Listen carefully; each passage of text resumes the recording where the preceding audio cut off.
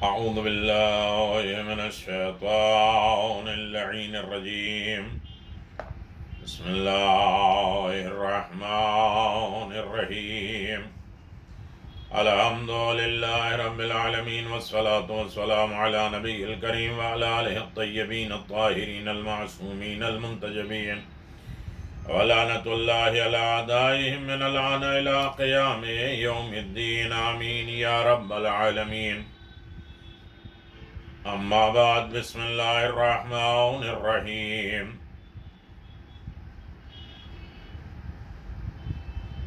إن الله اصطفى عليكم وزاده بسطة في العلم والجسم. صدق الله العلي العظيم وصدق رسوله النبي الكريم. سامعین گرامی قدر، رجب المرجب امیر المومنین کا مہینہ، برکتوں اور رحمتوں کا مہینہ، خداوند عالم کا مہینہ، عبادتیں، صوم و صلات کا مہینہ، اور پیغمبر اسلام افسوس کرتے ہیں ایسے لوگوں کو جو نماز اور روزے میں سستی کرتے ہیں۔ آل محمد کی محبت ہی انسان کو نماز اور عبادتوں کی طرف، پروردگار کی اطاعت کی طرف متوجہ کرتی ہے۔ جتنی اعلیٰ محبت ہوگی، جتنی افضل محبت ہوگی، وہ زیادہ سے زیادہ عمل کی طرف رجوع کرے گا۔ ائمہ معصومین کی زندگی اور ان کے غلاموں کی زندگی ہماری نگاہوں کے سامنے ہے۔ جتنی ان کی محبت اہل بیت کی بڑھتی جاتی تھی ان کے دلوں میں، وہ اتنی زیادہ عبادت گزار ہوتے جاتے تھے۔ اور یقیناً آل محمد کی محبتوں کے بھی 20 انداز ہیں، 20 طریقے ہیں، 20 فائدے ہیں، 20 نشانیاں ہیں، جس میں سے 10 ہیں دنیا میں اور 10 آخرت میں ہیں اہل بیت کے چاہنے والوں کی علامت۔ پہلی علامت یہ ہے کہ جو اہل بیت کا چاہنے والا ہے وہ دنیاوی محبت میں وہ حریص ہو جاتا ہے، لالچی ہو جاتا ہے، عمل کا لالچی ہوتا ہے، مال و دولت کا اور زندگی کا نہیں۔ اور زیادہ زیادہ اہل بیت کا چاہنے والا وہ اس اعتبار سے وہ سوچتا ہے کہ زیادہ زیادہ ہم عمل کریں، 2 رکعت پڑھی، 2 رکعت اور پڑھ لیں، آج روزہ رکھا ہے، ایک روزہ اور رکھ لیں، یہ ہم نے نوحہ پڑھا تو ایک نوحہ اور پڑھ لیں، یہ ہم نے قصیدہ پڑھا، یہ قصیدہ اور پڑھ لیں۔ یہ بات کہی نیکی طور، جہاں عمل میں، نیکیوں میں انسان کے اندر شوق اور ذوق اور لالچ پیدا ہونے لگے، یہ سمجھو کہ کوئی محبت ہے جو تمہیں اپنی طرف بلا رہی ہے۔ یہ اہل بیت کی محبت کا عظیم سرمایہ ہے۔ 8 رجب کی اس شب میں جو اعمال کریں گے انشاءاللہ، 7 رجب تک میں نے بیان کر دیا ہے، پہلے 8 رجب کے شب سے اعمال ہم شروع کریں گے، اور پھر اس کے بعد 8 رجب کے دن کے بھی اعمال ہیں۔ بس اتنی بات سن لیں کہ بہت سے رجب میں مشترک اعمال ہیں جو ہر دن ہر رات کرنا ہے۔ پہلی رجب، دوسری رجب، تیسری رجب 60 رکعت نماز پڑھنا ہے، پھر اس کے بعد 2 رکعت نماز پڑھنا ہے، پھر اس کے بعد وہ جمعرات، جمعہ اور سنیچر والی نماز پڑھنی ہے، اور بہت سی نمازیں ہیں جو اسے انسان، دعا ہے، اعمال ہے، تسبیحات ہے، زیارت ہے، یہ روزانہ رجب سے متعلق ہے، لیکن کچھ ڈیٹ وائز، تاریخ کے اعتبار سے بھی منسوب ہے۔ مثلا 8 رجب کی شب آئے تو ہمیں 20 رکعت نماز پڑھنا ہے، 20 رکعت نماز پڑھنا ہے۔ ہر رکعت میں الحمد کے بعد 3 مرتبہ سورہ قل هو اللہ، 3 مرتبہ سورہ کافرون، 3 مرتبہ قل اعوذ برب الفلق، 3 مرتبہ قل اعوذ برب الناس، یعنی چاروں قل جو ہے وہ 3 مرتبہ پڑھنا ہے۔ 20 رکعت، 2 رکعت نماز پڑھتا ہوں شب 8 رجب کی قربتاً اللہ، اسی طرح 2 کر کے ہم پڑھیں گے۔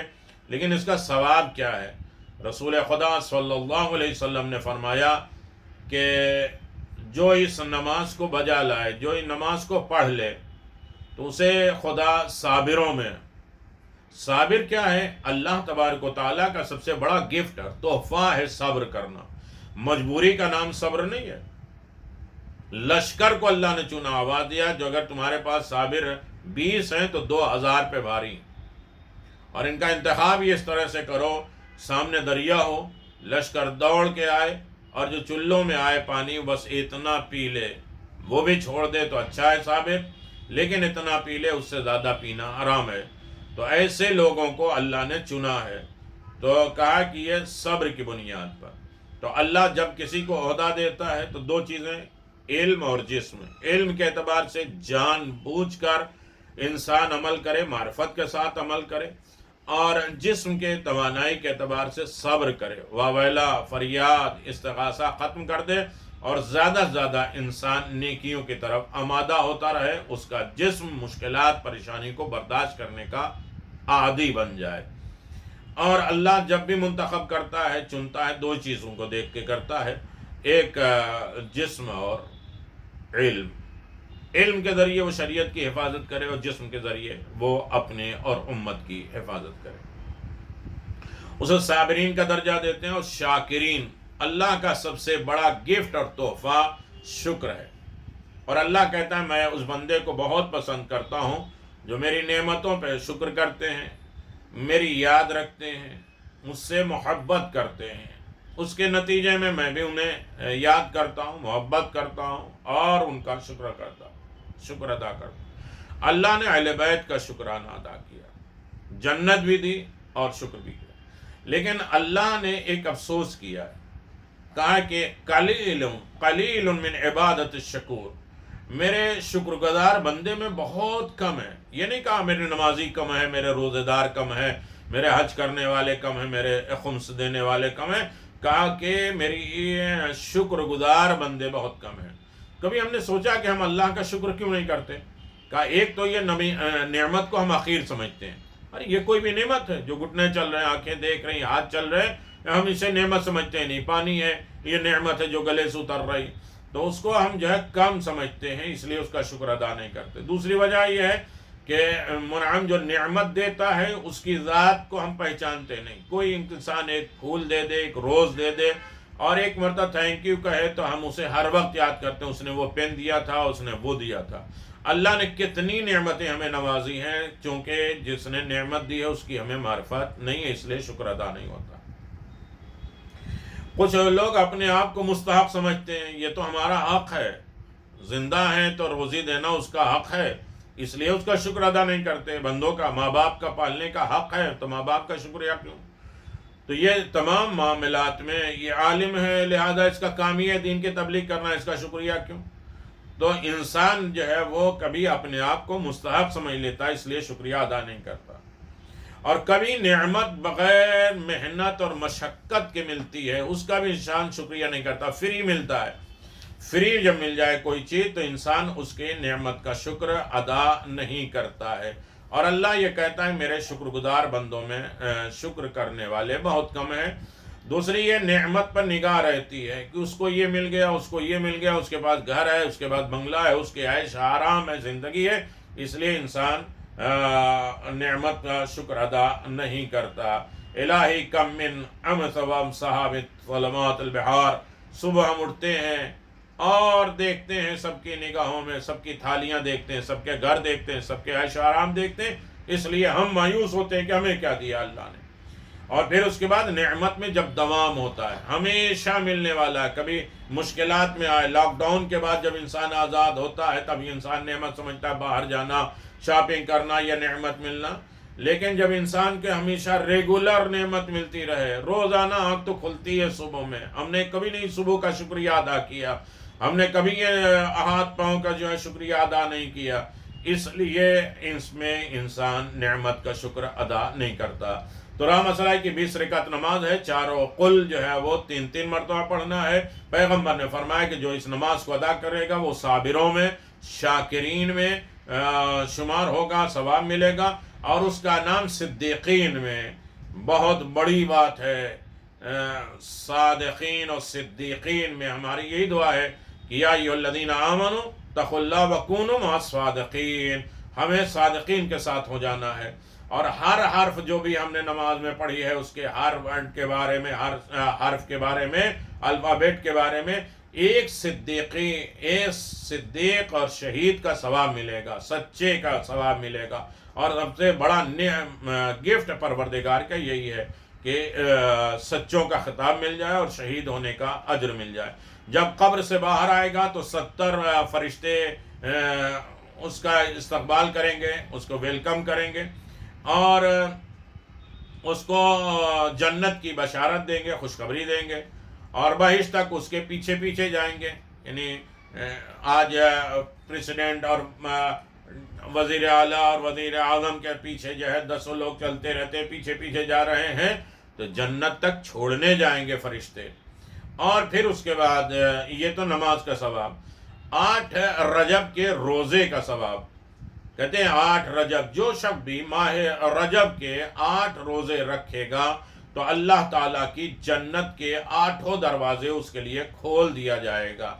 جہنم کے دروازے بند ہو جائیں گے، جنت کے دروازے کھول دیے جائیں گے، اور اس سے کہا جائے گا جس دروازے سے چاہے تو داخل ہو جائے. اس لیے کہ سب دروازوں کی کوالٹی الگ ہوگی، صفات الگ ہیں اور کمالات الگ ہیں، اور وہ ہمیشہ جنت کا مستحق بن جائے گا. خداوند عالم کی بارگاہ میں ہمیں دعا کرنا چاہیے. روزانہ وہ 60 رکعت نماز پڑھیں، 2 کر کے پورے رجب میں 60 رکعت پڑھیں گے، اور پھر روزانہ وہ 2 رکعت نماز پڑھیں گے، اور پھر امام زمان سے زیادہ زیادہ یہ دعا نماز ماہ رجب کے ہمارے اندر حرکت پیدا کرے، اچھائیوں میں. لوگ ہمیں دیکھیں، ہماری نمازوں اور روزوں کو نہیں دیکھیں گے، لیکن ہمارے اخلاق کو دیکھیں گے، ہماری اچھائیاں، ہماری خوبیوں کو دیکھیں گے کہ رجب کے روزے، رجب کی نمازیں اس کی زندگی میں اثر کر رہی ہیں، دکھائی دے رہی ہیں.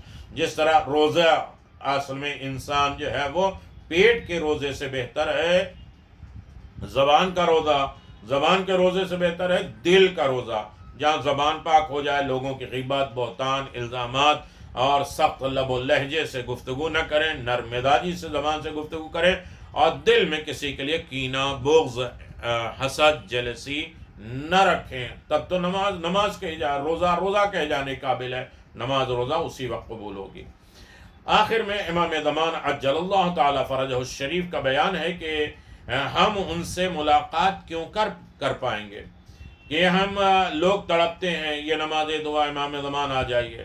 امام فرماتے ہیں اگر ہمارے شیعہ اللہ انہیں اپنی اطاعت کی توفیق عطا کر دے، اپنے کیے ہوئے وعدے پر دل سے وہ عہد اور وعدے کو پورا کر لے، تو ان سے ہماری بابرکت ملاقات میں بالکل دیری نہیں ہوگی.